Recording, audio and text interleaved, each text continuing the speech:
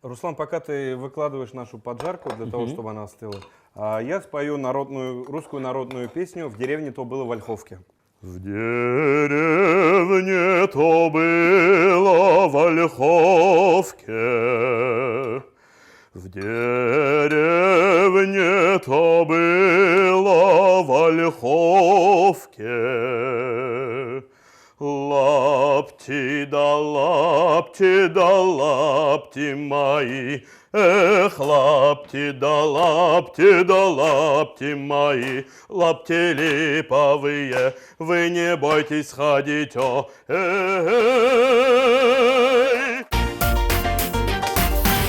И сәнмесіз, хөрмәтле дуслар, здравствуйте! Вы смотрите программу «Секреты татарской кухни». И сегодня с нами готовит победитель 8-го международного телевизионного конкурса молодых исполнителей татар-мга Ирик Фаттахов. Встречаем! Салям, Ирик!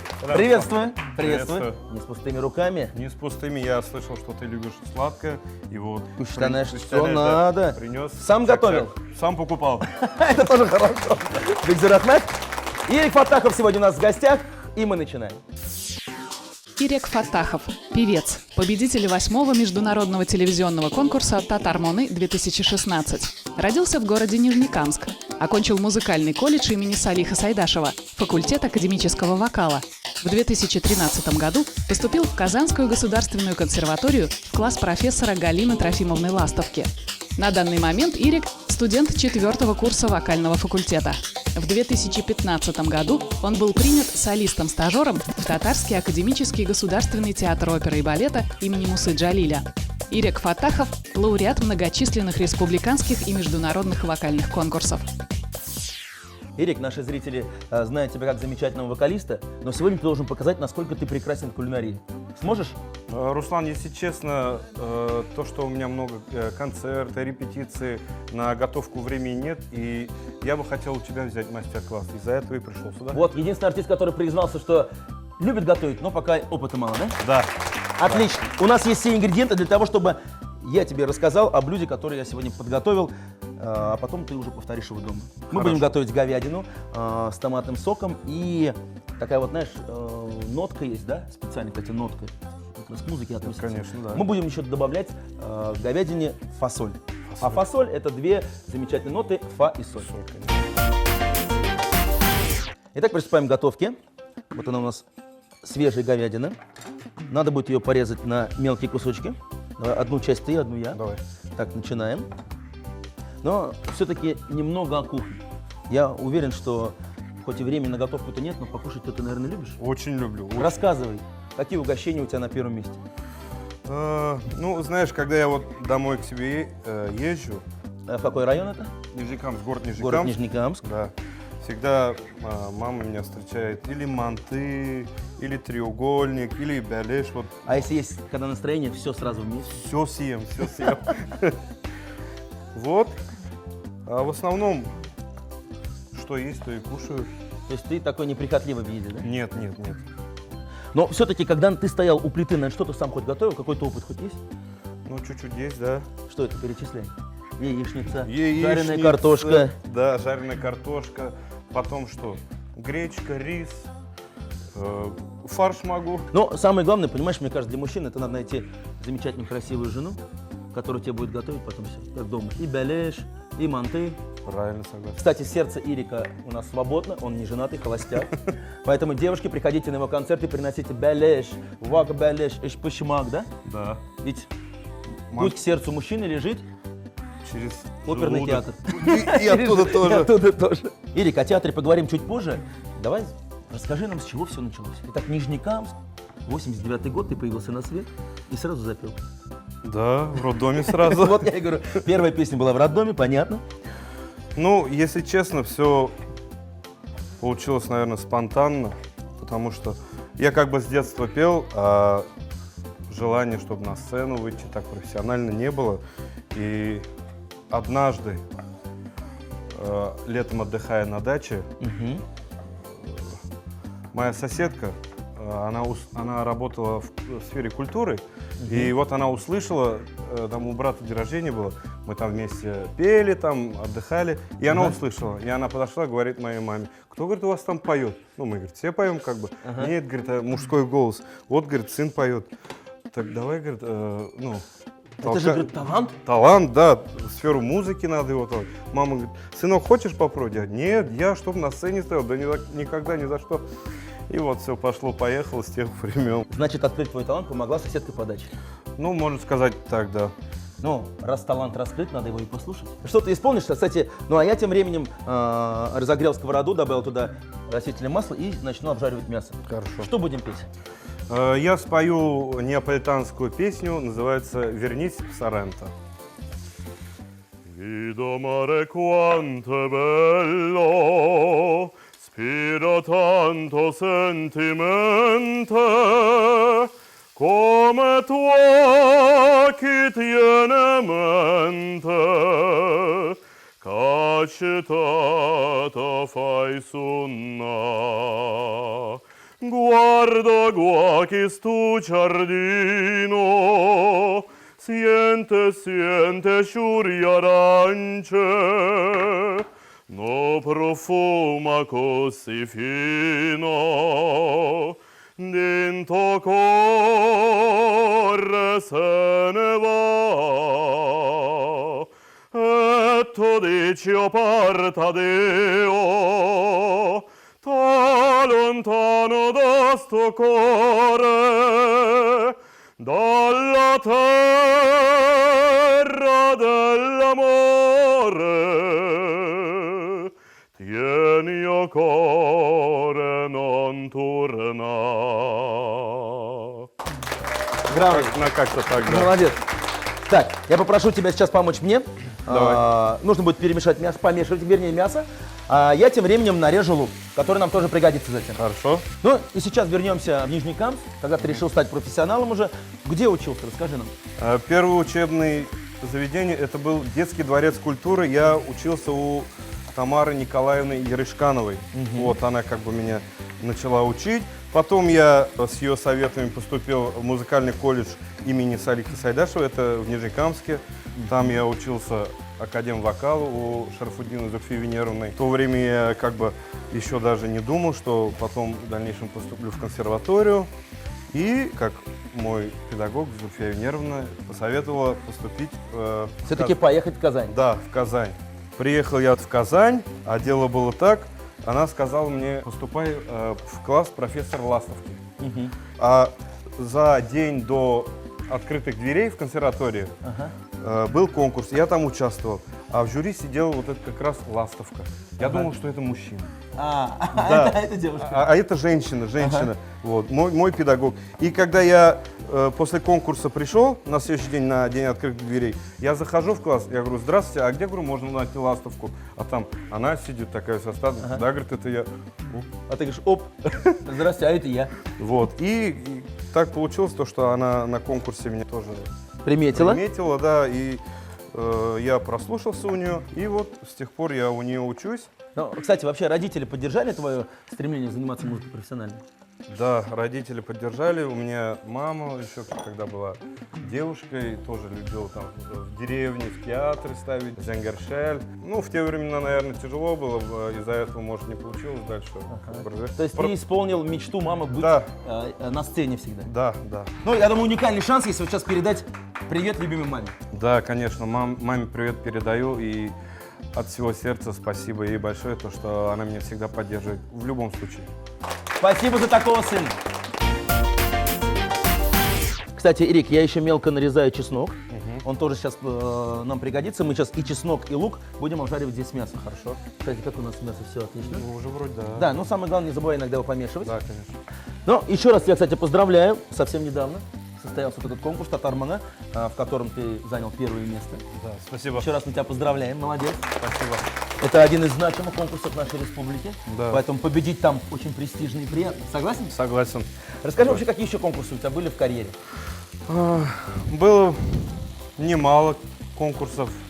Ну, немало-то сколько? Ну, примерно 20 точно есть. В конкурсах участвовал по России, в разных городах, там в Туле, в нашей вот Татарстане, в республике. Ну, Ирик, что для тебя вообще конкурс? Это участие прежде всего или главное победа у тебя цель всегда? Ну, конечно, любой конкурсант хочет победить, но не всегда это получается. Есть кто-то сильнее подготовленный, есть кто-то там слабже. Но конкурс для всех полезен в плане того, что на сцене почувствовать себя, там, жюри сидит, оценить себя, как ты свои возможности сможешь вынести на сцену. Вот.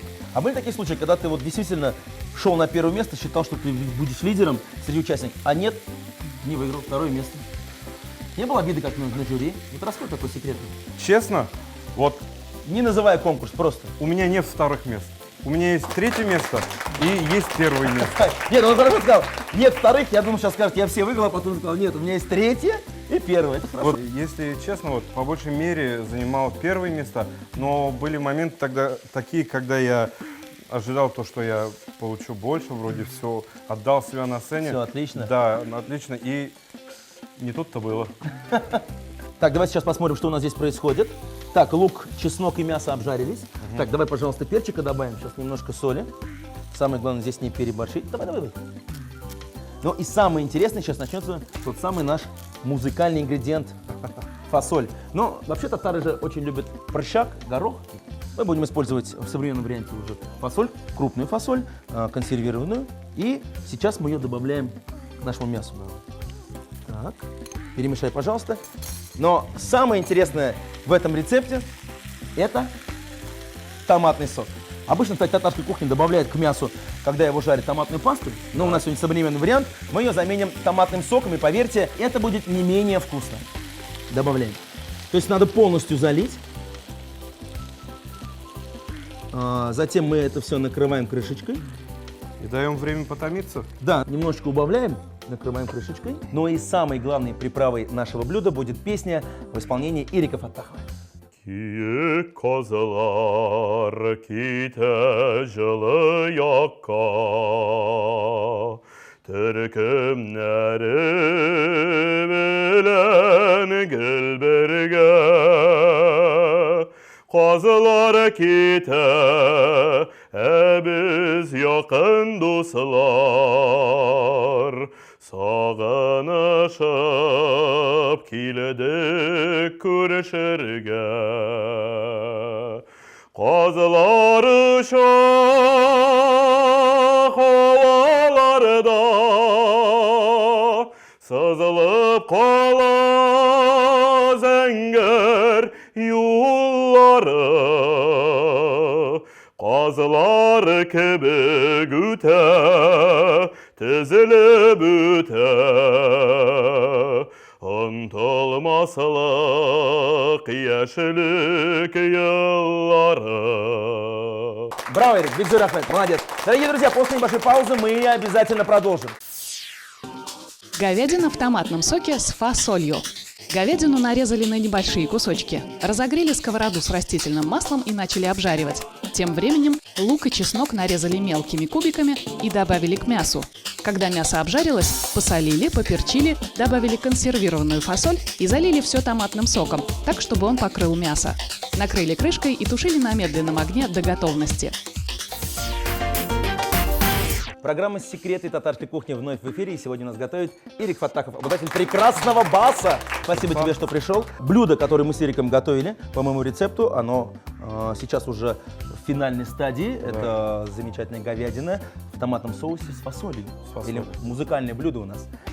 Руслан, я вижу, у тебя осталось еще чуть-чуть фасоли. Подожди, ты хочешь готовить? Я хочу научить тебя готовить салат, тизгенешлянлятраган салат. На скорую руку, получается? Да. То есть фасоль. Здесь я вижу перепелиные яйца, соленые огурцы, да. Майонез, чеснок. В общем, рассказывай, что делать. Тебе надо будет сейчас взять морковь и нарезать соломинкой. Соломкой морковь, дальше. Я в это время пока нарежу лук. Начинаем готовить салат на скорую руку, посмотрим, что из этого получится. Тем более в начале программы Ирик говорил, что он готовит редко, но, надеюсь, метко. Да. Начинаем. Эрик, я уже сказал, что ты поешь басом. Да. А вот в чем различие баса и тенора? Руслан, для начала это природой, данный голос. То есть человек не может выбрать, в каком стиле ему петь, басом или тенором? да? Нет, То нет. есть ты должен быть рожден уже изначально. Да, вот когда голос ломается там при переходном возрасте, у кого-то тенор, у кого-то бас. Вот я в любом случае тенором не смогу стать. Кстати, а по поводу вот работы, такой вот наш каверзный вопрос. Кому больше работы в театре достается? У тех, кто бас или у кого тенор? Ну, если честно, композиторы пишут на главные роли для теноров. Вот, можно сказать, у басов вторые, наверное, но и есть такие оперы, где вот, допустим, Бориса Годунова поет голос бас. Все голоса как бы в опере важны. Вот Вот я все это и голоса хотел услышать. важны. Кстати, о опере. Буквально недавно, да, вот год, наверное, прошел, как ты начал работать в оперном театре. Да, Руслан, если честно, в 2015 году летом меня взяли солистом-стажером в оперный театр. И, Руслан, я вот вижу, у тебя уже морковь готова, Да, у меня всё лук готово. готов. Давай обжарим, а в этом процессе Так. я расскажу тебе. Давай, на растительном масле, да? Да. Лук и И морковь. морковь. Так, Морковь. отлично. Ну и расскажи, как все-таки это получилось. Да, это у меня получилось очень интересно, если честно. В 2015 году, летом, мой педагог, Галина Трофимовна Ластовка, она говорит: Ирик, давай, говорит, попробуем прослушаться в оперном театре. Я говорю: Галина Трофимовна, давайте, сам уж переживаю. Ага. И мы подготовились, я очень сильно волновался, тем более в первый раз в таком зале. Все, я спел. То есть это пробы были, да? Да, это пробы были, там сидела комиссия. Еще мне повезло то, что я первым спел. То есть на самом деле для тебя это лучше выступать первым, да? Да, конечно, первым выступать лучше, но я первым выступить, наверное, поволновался чуть-чуть. Все получилось, меня позвали в кабинет к директору и сказали: вот мы послушали вас, нам очень понравилось, и мы хотим взять вас как солистом-стажером. Вот что это значит солист-стажер? Пока ты не окончил консерваторию, тебя... Вот это главная задача, Да, да? как бы в основу не могут взять. То есть сейчас твоя задача — это получить высшее образование. Да, высшее образование, и потом лазерса по своей профессии уже в оперном театре. Эрик, ну а вообще стажерам-то выступать-то дают на сцене? Вот скоро будет Шаляпинский фестиваль. Ежегодный. Да, ежегодный. С начала февраля, да, начнется. И в этом году будет премьера 1 и 2 февраля оперы «Пиковая дама». И вот в этой опере мне дали роль спеть Нарумова. То есть 1-2 февраля, Аллах Мерса, дай бог, у тебя будет премьера. Да. Так что приходите, уважаемые друзья, в оперный театр послушать Эрика Фаттахова и не только. Руслан, я вижу, уже наша поджарка почти готова, да? Готова? Да. Всё, Кстати, готово. перепелиные яйца мы тоже порезали на четвертиночки. У нас майонез, фасоль. Остается, в принципе, все уже перемешать, да? Да. Руслан, пока ты выкладываешь нашу поджарку для того, чтобы она остыла, я спою русскую народную песню «В деревне то было в Ольховке». В деревне то было в Ольховке, в деревне то было в Ольховке. Лапти да лапти мои, эх, лапти да лапти мои, лапти липовые, вы не бойтесь ходить, о, эй. Руслан, теперь надо будет фасоль и вот... То есть все ингредиенты мы сейчас да, смешаем. да, смешиваем. Так. И заправлять будем майонезом, да? Да. Так, Отправлять будем огурчики. майонез, огурчики. Наша поджарка. Ну, слушай, салат, честно скажу, такой калорийный, конечно, да? Калорийный, да. Ведь для певцов, чтобы сила была, надо есть калорийные вещи. Так, кстати, давай огурчики тоже сразу. Ирик, а вообще специальная какая-то диета есть у вокалистов? Ну, ты знаешь, Руслан, у каждого, наверное, своя диета. Кому-то, может быть, когда он легче весит, легче Лучше петь, да? Да, кому-то, вот, допустим, мне и басам, когда объемистые, хорошо вот петь. А для певцов очень важна всегда вот гимнастика, чтобы тело было в тонусе, в форме, вот. Для этого вот... То есть питаться хорошо, плотно и часто вам это в плюс. Ну да, да, Ну, поэтому ты к нам сегодня и пришел. Правильно сделал. Салат готов, мясо готово, начинаем пробовать. Салат на скорую руку. Морковь и лук нарезали соломкой и обжарили на растительном масле. Немного остудили. Перепелиные яйца отварили, нарезали четвертинками. Соленые огурцы кубиками. Смешали поджарку, яйца, огурцы, консервированную красную фасоль и заправили салат майонезом.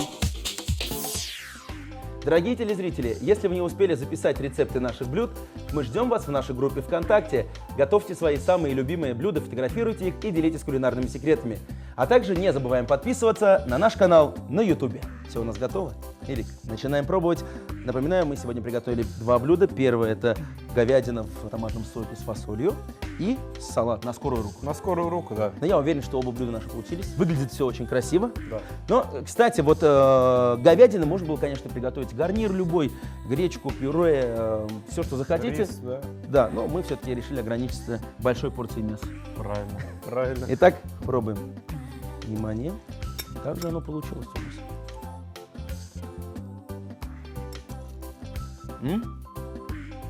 Идеально. Рад, что тебе понравилось. Ну а сейчас проверим салат.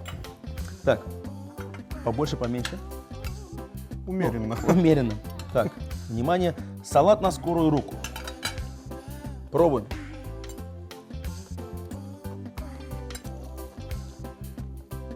Как тебе? Слушай, такое необычное сочетание ингредиентов, да, но все вместе они дают такой замечательный вкус. Сытно, быстро и вкусно. Молодец, согласен. молодец. Спасибо. Попробуйте обязательно эти рецепты, друзья. Удивите себя и своих близких. Ирик, на этом наша сегодняшняя кулинарная опера подходит к концу. Спасибо тебе за замечательные арии, песни, хорошее настроение, секрет быстрого салата. В общем, браво, спасибо. Спасибо. В заключение я хотел бы сказать тебе, даже не сказать, а спеть. Тоттар халы кошлары бик тәмле һәм файдалы. Браво! Для вас готовили сегодня и Ирик Фаттахов, и Руслан Шарапудин. Смотрите нас на канале ТНВ. Большое спасибо. Пока-пока.